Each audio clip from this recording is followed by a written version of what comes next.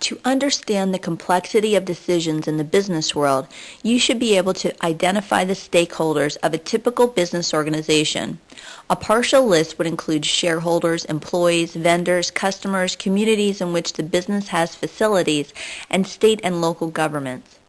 This list is in contrast to a list of stakeholders affected by a person's non-business decisions, for example, family, friends, and neighbors. You should recognize that a typical business decision will affect more stakeholders and be unlikely to satisfy all of them. Balancing all of these interests may be difficult, which is why the ethics checklist is a useful template for identifying the components necessary to make informed and ethical business decisions.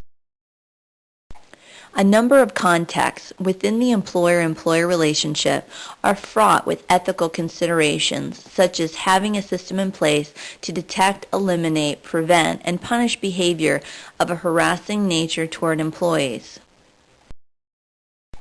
American companies must be trained in cross-cultural business practices. What's more, corporate watch groups can disseminate information instantly around the world. Many businesses, as well as citizens, are concerned about the rights and the treatment of foreign workers who make goods imported and sold in the United States by U.S. firms. Should a United States firm refuse to deal with certain suppliers or make arrangements to monitor their workplaces to make sure that the workers are not being mistreated?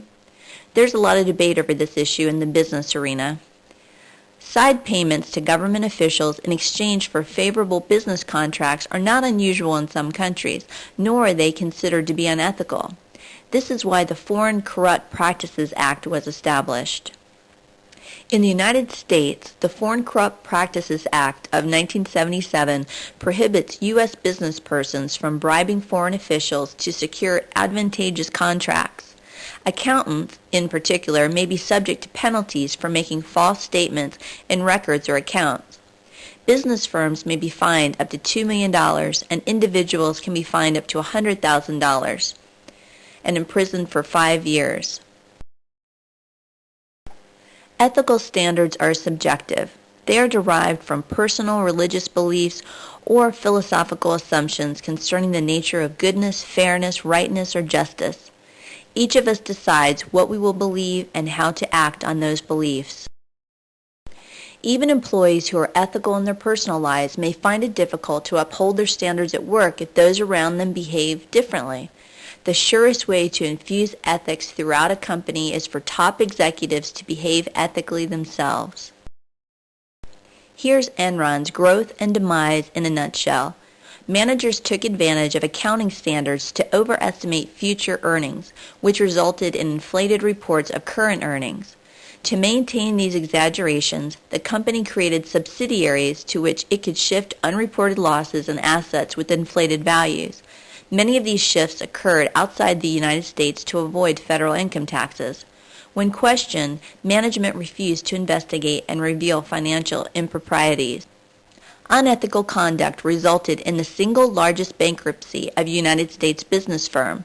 This misconduct affected the firm's managers, employees, suppliers, and shareholders, and the community and society in general.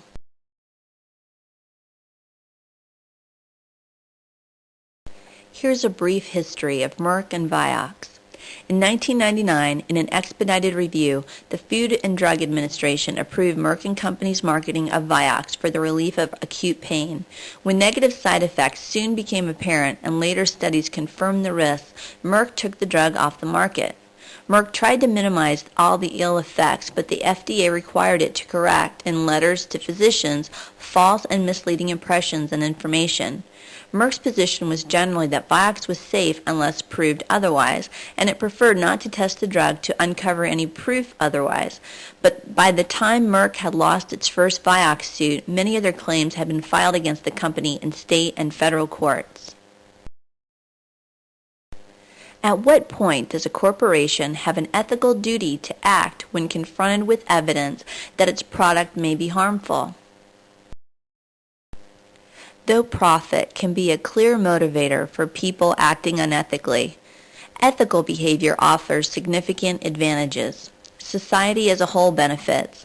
Executives who behave ethically have happier, more fulfilled lives, and unethical behavior can destroy a company.